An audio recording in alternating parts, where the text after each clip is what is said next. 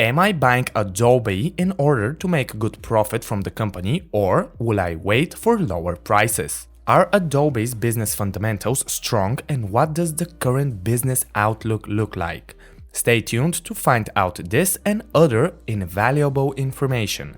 As always set with educational purposes and is not meant to be taken as financial advice. When looking into a specific company, it is always good to analyze the underlying growth of the industry in which the company operates. Adobe could be placed in the graphic design market. According to Global Newswire, this industry will grow by 4.5% annually until 2029. An increase in demand for graphic designs from a variety of end users, including retail and consumer products, business and consumer services, healthcare, and many others. In terms of dollars, it is anticipated that the industry will increase from about $30.6 billion in 2019 to about $75.8 billion by 2029. Another fundamental supporting pillar for this industry is the growth in digital content creation.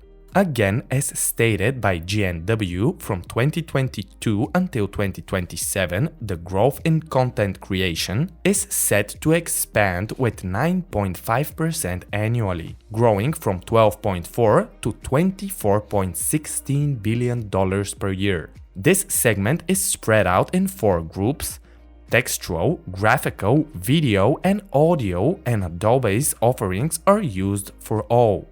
According to Statista, the computer graphics and photo editing software market share worldwide in 2022 by product is mostly held by Adobe, with Microsoft Vision holding only a 5% share.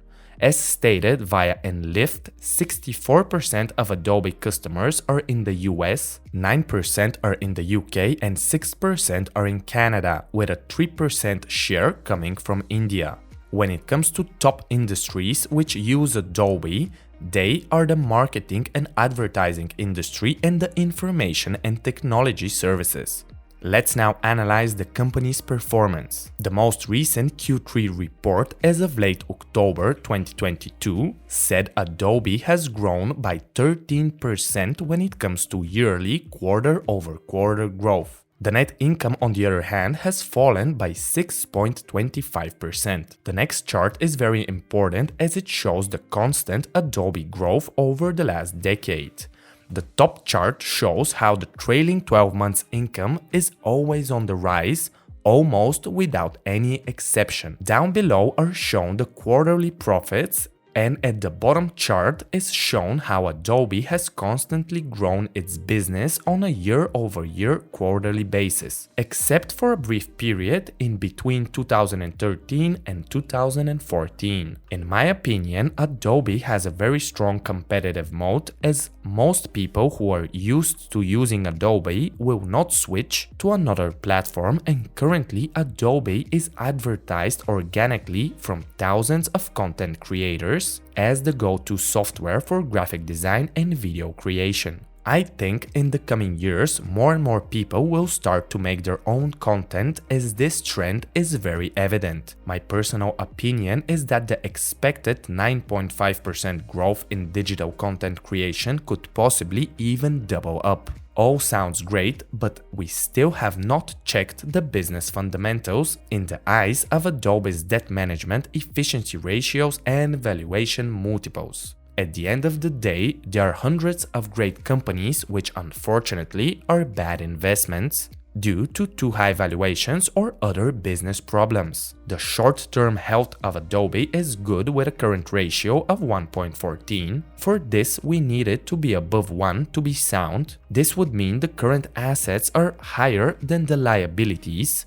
After that, I want to check the long-term debt levels. For this, I check the debt-to-equity ratio, which in a perfect world needs to be below 0.5. Around 1 is the maximum this level should go to. For Adobe, the ratio is 0.32, which means the long-term debt is 3 times smaller than the equity, which is a very safe zone. The efficiency of Adobe is also quite good, with a return on invested capital of 19.07%. while the return on equity is 32%. As said by Warren Buffett, we want the efficiency ratios to be above 12%. So far, so good. We have nailed the moat, which means the high competitive advantage. We've got good debt management, very high business efficiency, but wait, there's more. We need also the valuation to be low. Otherwise, the great business could yield below average returns. The current PE is 30 and the stock has crashed by more than 50%, which means before the crash it was above 60. Whether the PE is low or high always depends on the growth rate. Not only, but predominantly. Adobe's business has grown over the past 5 years with about 20% per year. This means that paying about 20 to 25 times the earnings is the maximum we can pay according to Peter Lynch, one of the greats in this game. So due to Adobe's high current valuation, I would wait for the stock to fall by another 50%. If that does not happen, then there are plenty of other stocks for me to buy, so make sure to check out my other analysis here on the channel. I hope you learned something new today, and if you did, please like the video and make sure to subscribe and hit the bell icon so you don't miss out any of my next analysis. Goodbye for now and until the next video.